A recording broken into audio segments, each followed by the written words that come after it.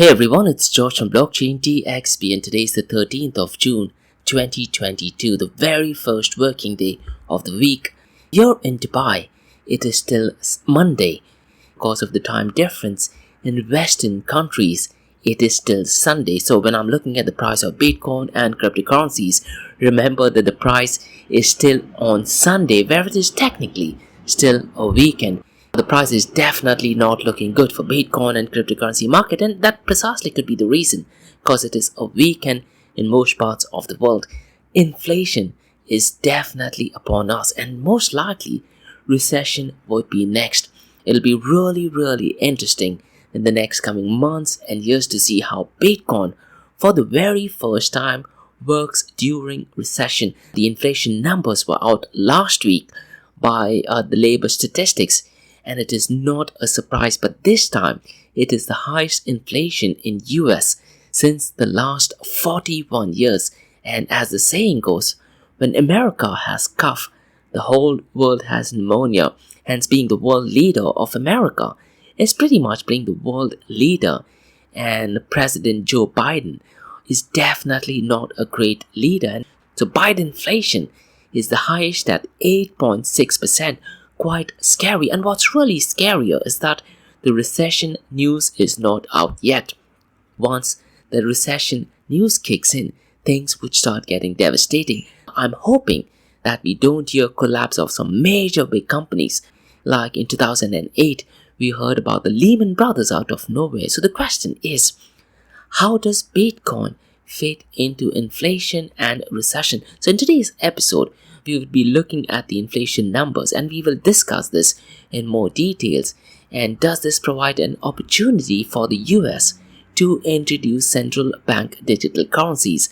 I'll also share some information about an event that I plan to have on the 30th of this month that focuses on central bank digital currencies. The event is called as Central Bank Digital Currencies, the Basics, Threats to Freedom, and how CBDCs have an impact in the metaverse, and the session is going to be completely free of cost. Now in today's episode, we will also talk about Larry Fink's letter.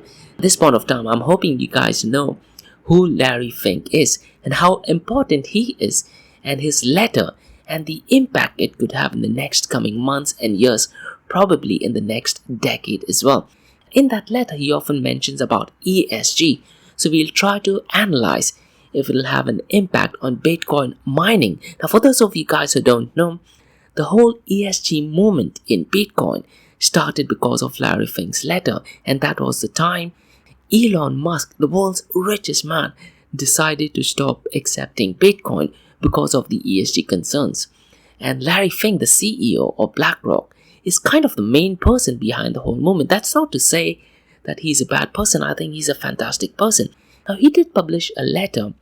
In the letter, a very powerful statement that he said was that COVID-19 has also deepened the erosion of trust in traditional institutions and exacerbated polarization in many Western societies, and also how political activists or the media may politicize things your company does, and they may even hijack your brand and advance their own agenda. So it's so important that we read through the letter and then try to compare what other companies are doing, and we'll briefly try to explore how that thing has an impact on Bitcoin and cryptocurrencies. Today's episode, I will also talk about two news from Bitcoin magazines. Now, they've published two articles.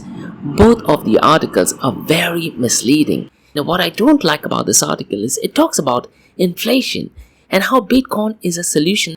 The craziest thing is they do not give absolutely any explanation. The first article pretty much is a copy-paste of what the inflation is and what the numbers are. That's about all. It doesn't say absolutely anything about Bitcoin. The second article compares Bitcoin with the US dollar. In that second article, it just does a lot of name calling, calls bad names for the government, but gives zero explanation on why Bitcoin will be the hedge against inflation. Absolutely zero explanation, just name calling. Now finally, we talk about two news from UAE. Now both the news is from Blockchain DXB. The first one is Bitcoin Basics. Now what I'll do is I'll briefly explore the basic definition of Bitcoin. And I've been in the Bitcoin space since 2013. You would be surprised that 90% of the people do not know the proper definition of Bitcoin. So in today's episode, we're just briefly going to explain the basic definition of Bitcoin is, and the whole idea is that you get an understanding of what Bitcoin is. That way you know what Bitcoin is not. And the second news is I'll talk about the history of Bitcoin, and I'll also talk about the double spend problem. Now please pay attention to the word double spend problem. Bitcoin's biggest innovation was it solved the double spend problem, and we'll be looking at that in today's episode. So welcome everyone, it's 8 AM here in Dubai and you're listening to Crypto and Coffee at 8, where we cover top news and information pertaining to Bitcoin, blockchain, beyond blockchain, cryptocurrencies, NFTs, DeFi and lately Metaverse as well. How the series of episodes on the Crypto and Coffee at 8 works is, we usually cover some top news and information pertaining to the price of cryptocurrencies, some major breaking news, occasionally short and sweet news as well. News that has an impact in the cryptocurrency world. The other two news and information is related to Dubai, UAE and Middle East and the world of Bitcoin, blockchain, beyond blockchain, cryptocurrencies, NFTs, DeFi and Metaverse. This is followed by Ask Me Anything series, where you listeners can ask any questions from 8:30 AM to 9 AM Gulf Standard Time. Now every Fridays at 8 AM Gulf Standard Time, we have an episode called Metaverse Everything, where we focus solely on Metaverse.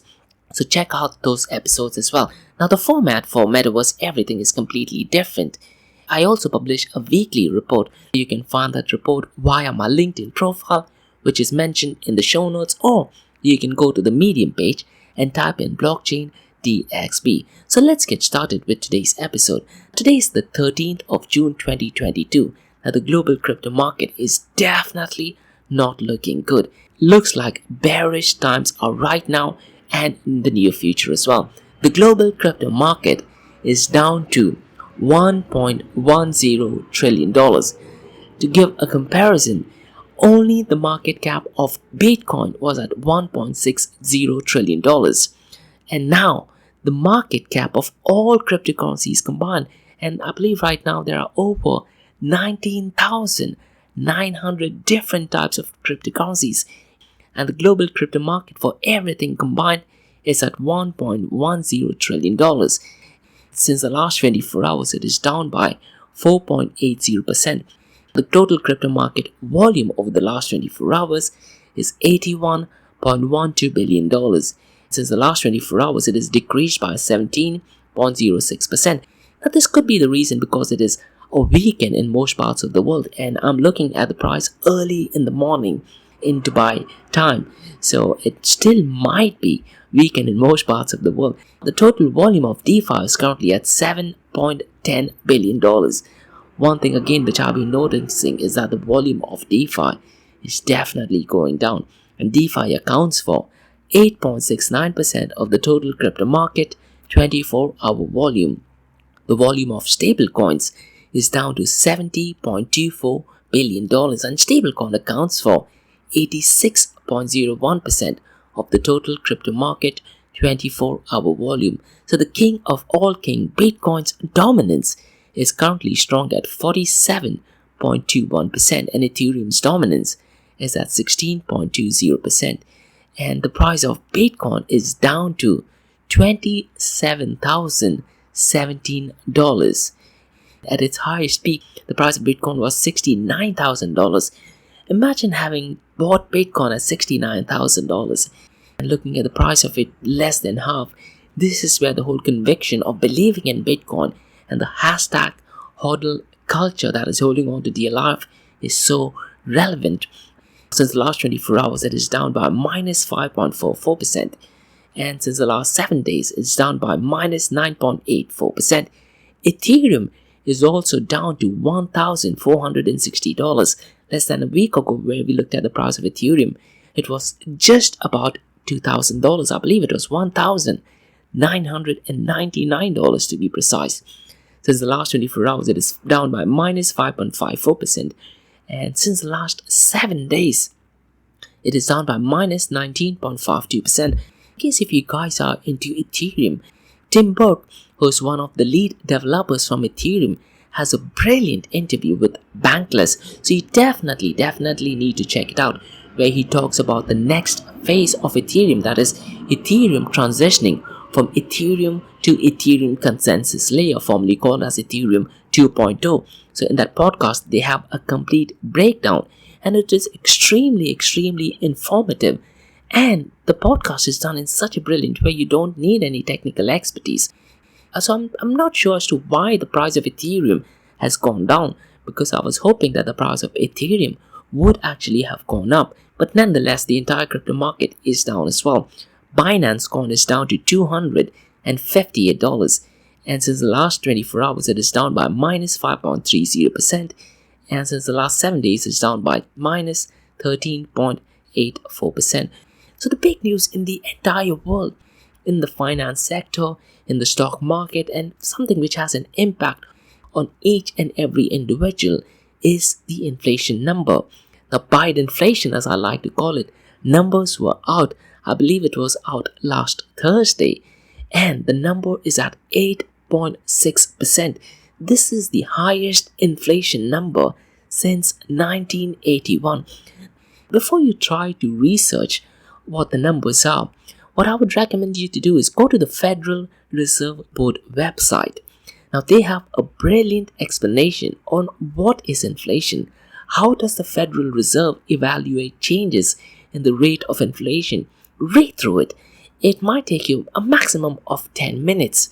The link is also on my LinkedIn profile, and look at the article that I published on the 13th of June. Read through that. This is information directly from first source. Once you understand that, then move on to the Bureau of Labor Statistics website. That is where the official numbers of inflation is published. So read through the article by Federal Reserve Board that gives you a detailed understanding on what inflation is, how it is calculated. Then move on to the Bureau of Labor Statistics department. Read through the official numbers. Then you make your own decision on how scary this is. Another interesting thing to note this particular week is an event which is taking place on the 17th of June, and the chair of the Federal Reserve Board, that is Jerome Powell, will be live at the inaugural conference on the international rules of the US dollar. I'm not sure what he's going to be talking about this stage. I'm hoping he talks about the value of the US dollar in the current times and its impact in the near future. I'm hoping that he does not talk about central bank digital currencies, but this would give a very good indication on what happens to the value of the US dollar. So the link for the live event is also on my website, and I believe that they might be doing it live via YouTube as well. So the whole money printing war is one of the many causes of inflation, along with the whole Ukraine and Russia situation and quite a lot of other things. Inflation and the global crypto market has gone down. Bitcoin's market cap is down to less than 1/3 of its all-time high. But my question once again to you guys is, Bitcoin is supposed to be a hedge against inflation, right? But now Bitcoin is not working at all. And could it be that, Bitcoin, because the price of Bitcoin has fallen down, and more importantly, last month, because of Terra Luna's collapse, the government would make this a perfect opportunity to introduce central bank digital currencies? That is something which I'm not be looking forward to, but most likely that is something that could transition. On the 30th of this month, I have an event called as Central Bank Digital Currencies, the Basics, the Threats to Freedom, and how it will have an impact on the metaverse. So please feel free to join that session. It's going to be completely free, of course. Now, CNBC also has a great and interesting article where they talk about the detailed breakdown of the inflation numbers. In that article, they also mention about inflation numbers of fuel and oil. This is the highest at 106.7%. With the whole go woke, go broke agenda, could this be linked to Bitcoin mining operations and ESG notion? Something which I mentioned earlier at the beginning of the podcast. Larry Fink, who is the CEO of BlackRock, he does write a letter, and this letter that he has published is called as The Power of Capitalism. I would really recommend you guys to go ahead and read through the entire letter. It has some really crucial information. In that letter, he also talks about ESG, and he talks about sustainability and the impact of our technology. So I'm just hoping, I am just expecting, but not hoping, that this somehow, some way does not transition to the whole Bitcoin mining and proof of work technology that we have. Because in that case, they would be forcing Bitcoin to switch from proof of work to proof of mining. So definitely not a good thing. So again, it's the whole agenda of what the elites have, and BlackRock is not I wouldn't say is negative sentiments towards Bitcoin, but they haven't said anything positive about Bitcoin as well. Larry Fink has told generally about cryptocurrencies that he finds it interesting, but nothing more beyond that.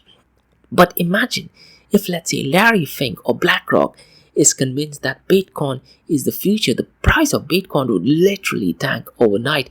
Where does Bitcoin fit into inflation or recession? I really don't know at this point of time. But what I'm disappointed to see is BitcoinMagazine, which is supposed to be one of the leading magazine publications, has 2 articles. Both of the articles are very poorly written. The first article provides information with no explanation of how inflation works with Bitcoin, and the article link is mentioned on my LinkedIn profile. You can also check it on Medium. And the second article, it talks about the US dollar has been rapidly inflating against Bitcoin. Now, if you look through the headline, it looks like Bitcoin is the solution, but the explanation is extremely weak. In that article, there's a lot of name calling. And what's really sad is that they do not talk about the benefits of Bitcoin. Rather, it just keeps on blaming the US dollar value and how Bitcoin's value is 29,000 times better than $1 US. Absolutely rubbish explanation. It also talks about Bitcoin as savings technology and not investment. So, no explanation what constitutes inflation and how Bitcoin could actually serve as a hedge against inflation.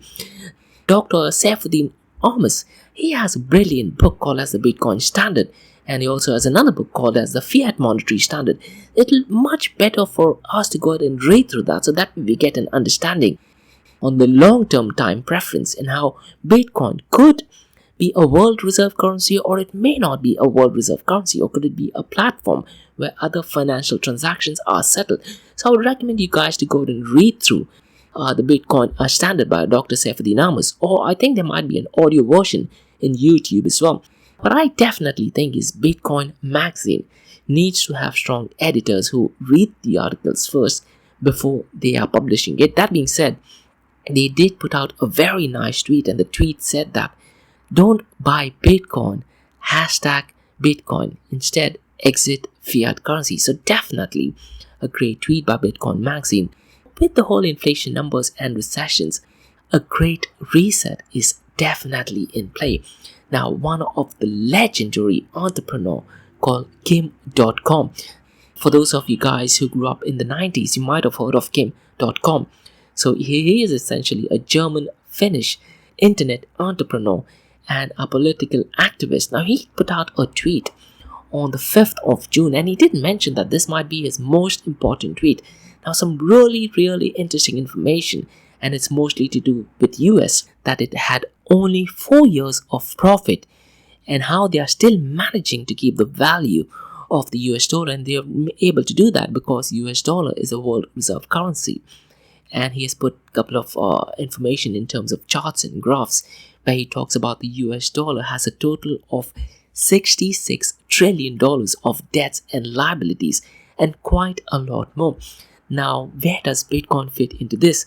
Kim.com is focusing more on Bitcoin Cash, which is a fork of the original Bitcoin core.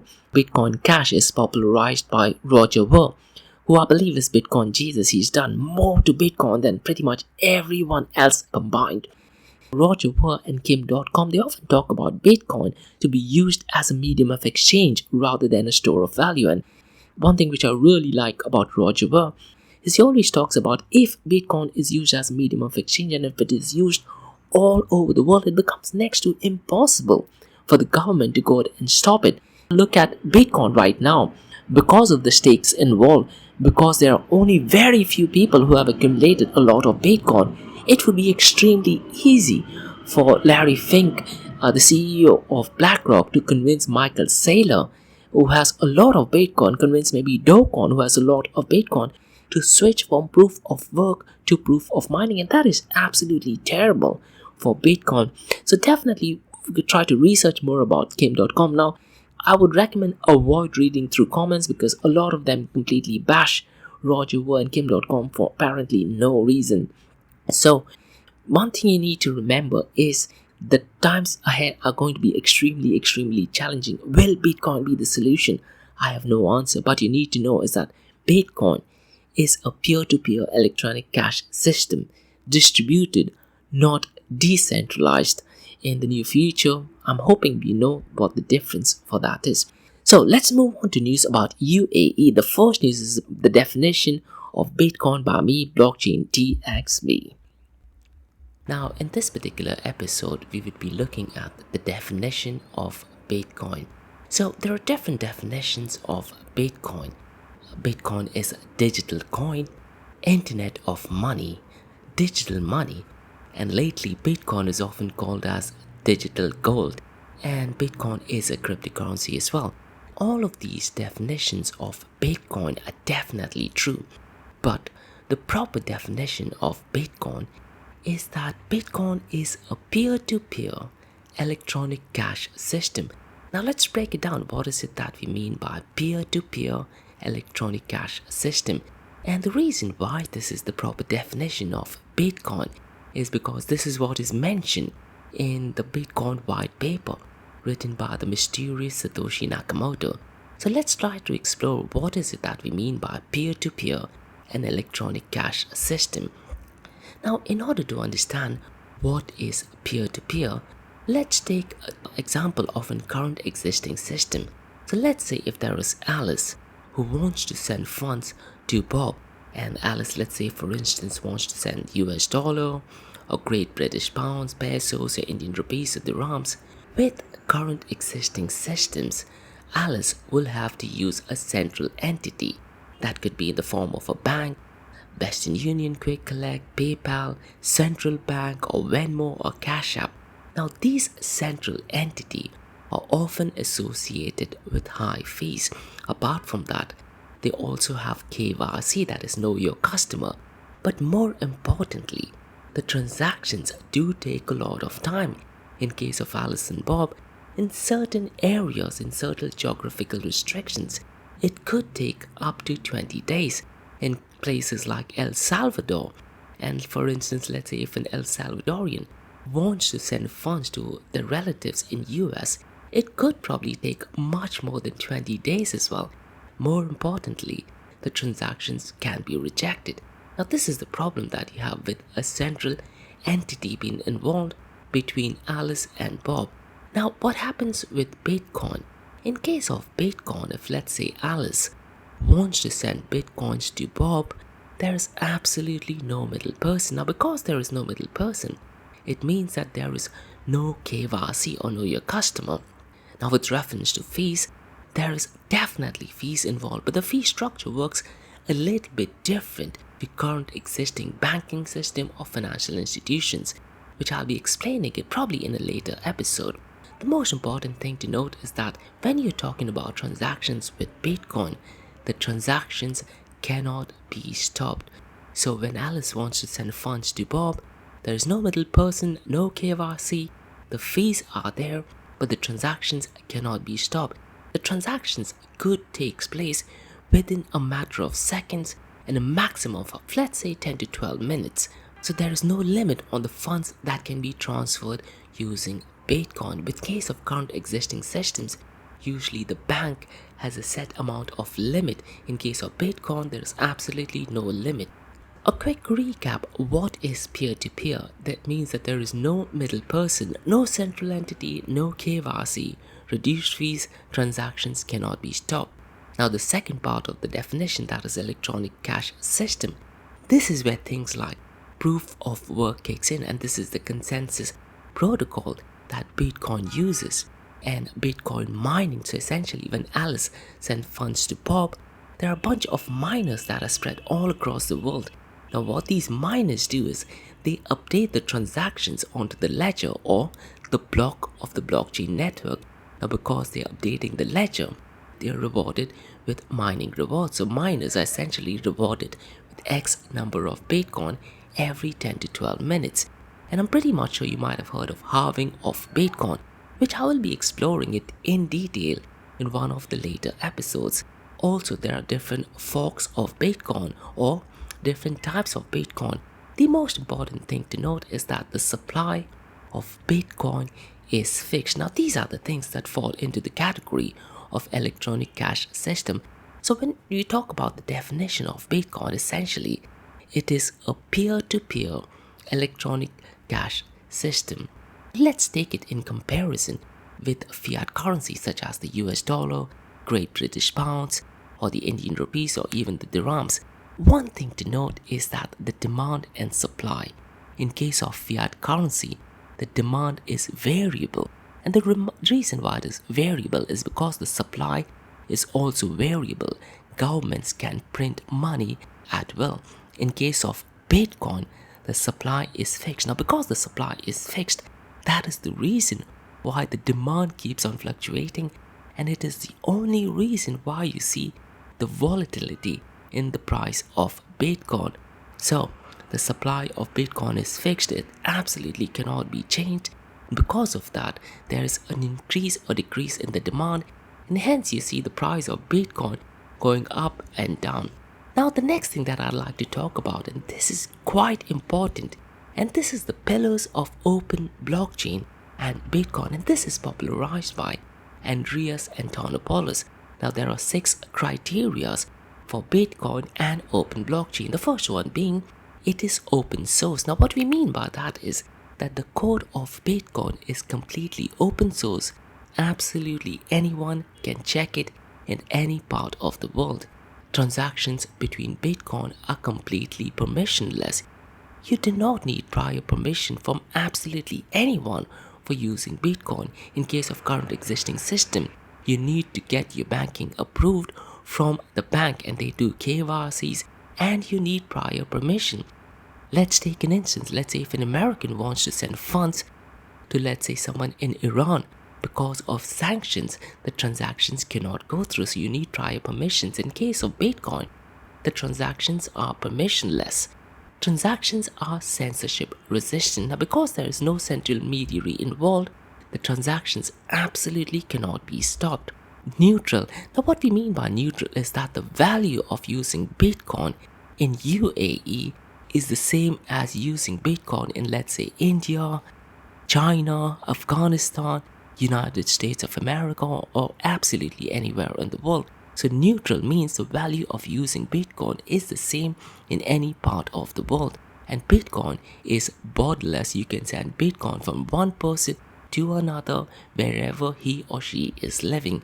And finally, Bitcoin transactions are publicly verifiable, which means, let's say if Alice sent funds to Bob, anyone can go ahead and check or validate these transactions. Now with current existing systems, it's only the bank and the person who is using the transactions know the details of the transactions. But in case of Bitcoin, all the transactions are 100% publicly verifiable. As a matter of fact, you do not need to even own Bitcoin. What you do is you go to Bitcoin Explorer and anyone can validate these transactions. So the pillars of open blockchain are: it is open source, permissionless, censorship resistant, neutral, borderless, and publicly verifiable. And this is popularized by Andreas Antonopoulos. The next thing I'd like to talk about is the decimals of Bitcoin in comparison to fiat currencies. So let's take an instance for the US dollar. You have $99.99. So essentially there are 2 decimals. But in case of Bitcoin, there are 8 decimals. If you look at the value of Bitcoin, it will ideally look as 0.00000001. So the last number that you see, the smallest fraction of Bitcoin, is called a Satoshi or Sats. So you would always, in case if you're trying to shop online, so probably in the next decade or so, when you're trying to buy things online, you would see the value of items be denominated in sats or satoshis. And again, going back to the demand and supply between the US dollar or fiat currency versus Bitcoin, you need to understand that the supply is unlimited. The government can create unlimited amount of fiat currency. In case of Bitcoin, there will only ever be 21 million Bitcoins. So that is the definition of Bitcoin. It is a peer-to-peer electronic cash system. Now, in this particular series, we will be looking at the history of Bitcoin. Now, at the macro level, why was Bitcoin created? Bitcoin was created purely as a movement towards separation of money and the state. What is it that we mean by separation of money and the state? It means that the government is no longer responsible for the creation of money, for the management of money and the supply of money. One thing which we learned from the previous episode is that Bitcoin's supply is fixed and Bitcoin is peer-to-peer, so there is no central entity. So the reason why Bitcoin was created is separation of money and the state. At this point of time, it is unclear if Bitcoin will be the answer, but it has definitely created a movement to a separation of money and the state. Now, it could be possible over the course of time there could be another cryptocurrency, probably somewhat like Ethereum, or a new barter or an exchange system that might be able to create a separation of money and the state. Now, some of the benefits of separation of money and the state, where government is no longer involved in creation, management and supply of money, is that funds can be peer-to-peer. There will be no fees, no KYCs, no middle person, no banks, no financial institution. This means that there will be no fraud as well. And in the near future, it could also be possible that money can be privatized. Most importantly, if that is successful, and I believe it might take maybe a decade or longer, there will be no government control and government cannot seize your money. Now, you might be wondering, are there instances where government has seized money?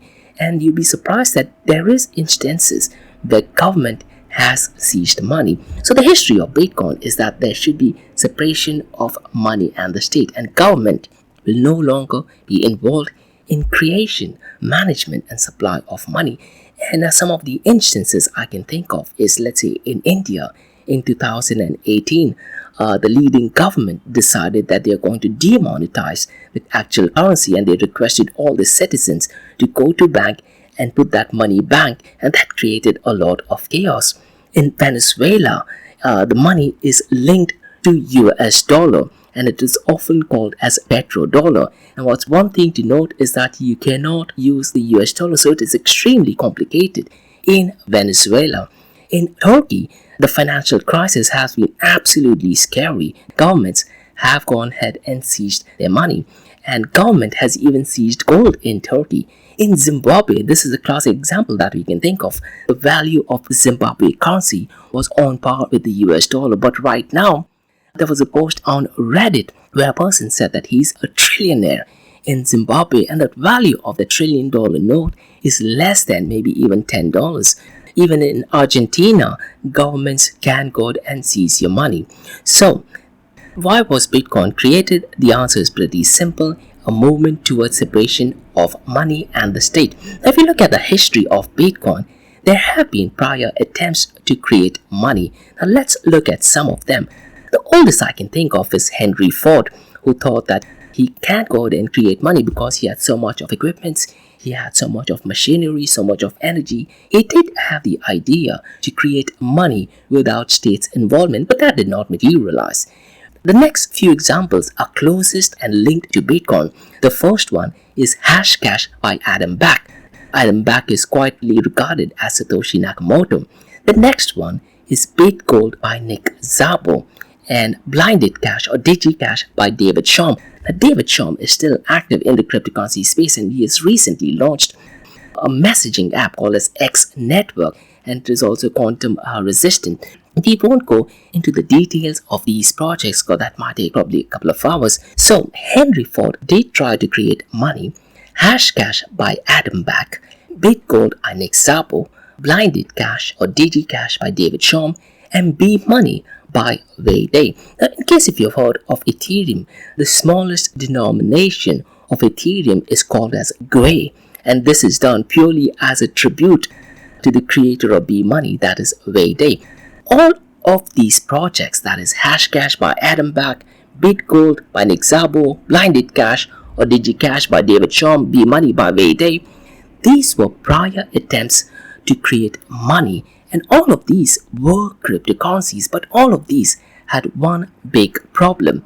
It was called as the double spend problem. Now listen guys, you should be listening to double spend problem when you hear new blockchain startups talk about the projects, or when you have speakers talking about cryptocurrencies.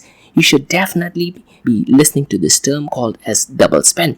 One of the biggest innovations of Bitcoin, Satoshi Nakamoto, was that he solved the double spend problem. So the prior attempts to create money, that is Hashcash, BitGold, Blinded Cash, DigiCash and B-Money, they were all cryptocurrencies, but they had a double spend problem. So let's look at what is the double spend. Simply put, double spend means the ability of the digital currency to be spent twice. So essentially, the digital currency could be spent twice. Now, what does that mean? Let's take an example.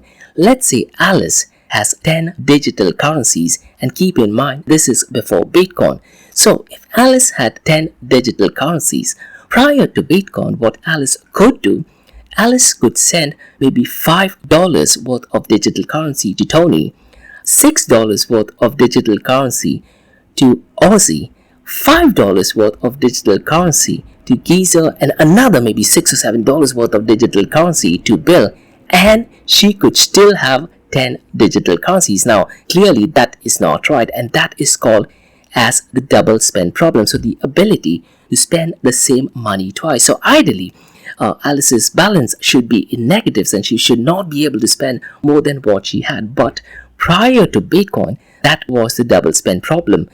Bitcoin solved the double spend problem. So that is the biggest innovation of Bitcoin, and this goes back to the history of Bitcoin. So Bitcoin solved the double spend problem. So Satoshi Nakamoto, the mysterious creator, he wrote a brilliant white paper, probably a life-changing white paper, and some of them even called it as the biggest innovation in human history. Satoshi Nakamoto solved the double spend problem. At this particular episode, we'll only look at a very basic level on how he solved the double spend problem. So Satoshi Nakamoto, he solved the problem by three things. One is cryptography, hashing algorithm, and mathematics. Satoshi Nakamoto used cryptography. Now what cryptography that he used? He used elliptic curve cryptography, private key, public key, and public address. Now we will be looking at in details in the next future episodes. So under cryptography, what Satoshi Nakamoto compiled and got together was elliptic curve, private key, and public address. Under hashing algorithm, what Bitcoin uses is SHA-256, that is Secure Hashing Algorithm 256, and Merkle tree. Again, we will be looking at this in detail in one of the future episodes, and I'll try to make it as simple as possible. What SHA-256 is, what Merkle tree is, absolutely basic. The next, in mathematics, what Satoshi Nakamoto did, he had 8 decimals for Bitcoin. So something which we looked in the previous episodes, the smallest decimal is called as sats or satoshis. And Satoshi Nakamoto also introduced Bitcoin halving and difficulty mining, and that's where mathematics is involved. And remember, the supply of Bitcoin is fixed, so the total number of Bitcoin was restricted to 21 million Bitcoins, and that is where mathematics is involved. So a quick recap, how did Satoshi Nakamoto solve the double spend problem? He incorporated or compiled 3 things, that is cryptography, hashing algorithms, and mathematics. Now under cryptography, he used elliptic curve, private key, public address, and the hashing algorithm SHA-256 or Merkle tree. And in mathematics, he introduced the last decimal of Bitcoin, that is Satoshi, halving of Bitcoin and difficulty mining, and the number of Bitcoin. So the biggest innovation of Bitcoin and by Satoshi Nakamoto is solving the double spend problem. So that's all for today, guys, from the Crypto and Coffee at 8 from Blockchain DXB. In case if you guys have any feedback or suggestions, please drop me an email to info@blockchaindxb.com. You can also check out my website, that is www.blockchaindxb.com. www.blockchaindxb.com. You can also check out my other website, that is area2071.com, that focuses everything on metaverse. If you like listening to this podcast, please click the follow button, give it a 5-star rating, and share the word across. Now for the next 30 minutes, it's going to be an Ask Me Anything series where you listeners can ask any questions about Bitcoin, blockchain, beyond blockchain, cryptocurrencies, NFTs, DeFi, and metaverse. So thanks so much for listening. See you at the Ask Me Anything series.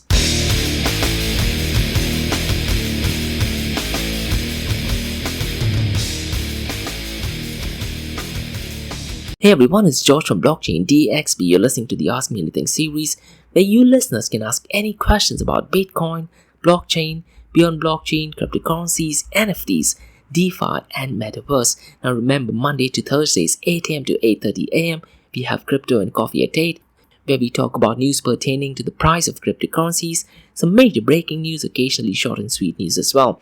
The other two news and information is related to Dubai, UAE, and Middle East in the world of cryptocurrencies. What you're listening to right now is the Ask Me Anything series, where you listeners can ask any questions about Bitcoin, blockchain, beyond blockchain, cryptocurrencies, NFTs, DeFi, and metaverse.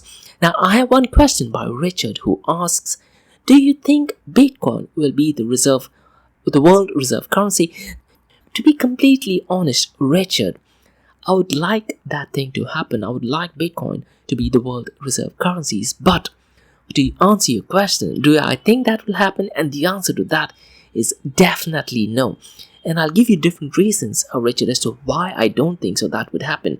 One of Bitcoin's biggest strength is that the supply of Bitcoin is fixed, and something which I talked about in the definition of Bitcoin is the whole demand and supply situation. Because the supply of Bitcoin is fixed, the demand keeps fluctuating. Now this might be the strength, and this might be the only reason why it may not be a world reserve currency. What has happened is, because the supply is fixed, very few people have managed to accumulate a lot of the Bitcoin. Almost 20 million of the Bitcoin out of the 21 million Bitcoin is already with existing people. That is early adopters, multi-billionaires, millionaires, and celebrities. So right now, the Bitcoin is accumulated only with few individuals. Now if that thing happens, it's definitely not a right thing to be the world reserve currency as well. The US dollar might be much better in that case. One thing again, Richard, to remember is people who promote Bitcoin as a hedge against inflation need not be 100% right. They make false claims that Bitcoin is a hedge against inflation. The only reason they do that is again the whole demand and supply situation. Because the supply is fixed, they already have X number of Bitcoins. They try to create demand so that people like you, me, end up buying Bitcoin, because of which the price of Bitcoin increases and their value in Bitcoin increases. That's the only reason why. Well, like Michael Saylor often call it as digital energy. The reason why they do that is because they have their own vested interest. When I go through my LinkedIn profile, believe it or not, I know of 6 to 8 people who say that Michael Saylor is my idol. I can 100% tell you the only reason why they are saying that is because he's in the Bitcoin news. He definitely is not the right idol or an advocate for Bitcoin in whatsoever. He's definitely looking at only his self-interest. Now they are doing that so that by promoting Bitcoin, they increase the demand, because of which the existing value increases. And once again, Richard, what is Bitcoin's strength? That could be the reason why it will not become the world reserve currency. The other alternative, something which I have suggested, which a lot of them do not like, is if you were to have a complete brand new fork of Bitcoin. But with the new fork, you started completely from scratch. You increased the supply of Bitcoin and you started from beginning. But what you can do is, a lot of the coins can be given to each and every individual equally. So the world, it kind of works like, a universal basic income for everyone involved. Now, how will we do that? That's a different story, because there are a lot of corrupt politicians who will not issue it to every individual, rather they'll keep it for themselves. And in countries, let's say like India, where there are a lot of people who are uneducated, the government might say that you have received Bitcoin, whereas they might keep the Bitcoin. So there's a lot of problem. But if you increase the supply, give everyone free Bitcoin, and then you manage the demand and supply, I think that could be one way how Bitcoin could be the world reserve. Another thing, Richard, what we will be facing probably in the next year or 2 years down the line is the introduction of central bank digital currencies. Now, if you have central bank digital currencies, why use Bitcoin? So, central bank digital currencies could potentially be a threat for Bitcoin being a world reserve currency. So that's all for today, guys, from the Ask Me Anything series from Blockchain DXB. And once again, if you guys have any feedback or suggestions, please drop me an email to info@blockchaindxb.com. You can check out my website, that is www.blockchaindxb.com, and also check out my other website where it talks everything about metaverse, that's area2071.com. If you like listening to this, please follow this podcast, click on the follow button, and share the word across. And remember, guys, Monday to Thursdays, 8 a.m. to 8:30 a.m. we have Crypto and Coffee at 8, where we cover top news and information pertaining to Bitcoin, blockchain, beyond blockchain, cryptocurrencies, NFTs, DeFi, and lately Metaverse as well. And how the series of episodes on the Crypto and Coffee at 8 works is we usually cover top news and information pertaining to the price of cryptocurrencies, some major breaking news, occasionally short and sweet news as well that has an impact in the cryptocurrency world. The other two news and information is related to Dubai, UAE and Middle East in the world of Bitcoin, blockchain, beyond blockchain, cryptocurrencies, NFTs, DeFi and Metaverse. And what you're listening to right now is the Ask Me Anything series where you listeners can ask me any questions from the cryptocurrency world. Well, thanks so much for listening, guys, and have a great day ahead. Bye-bye.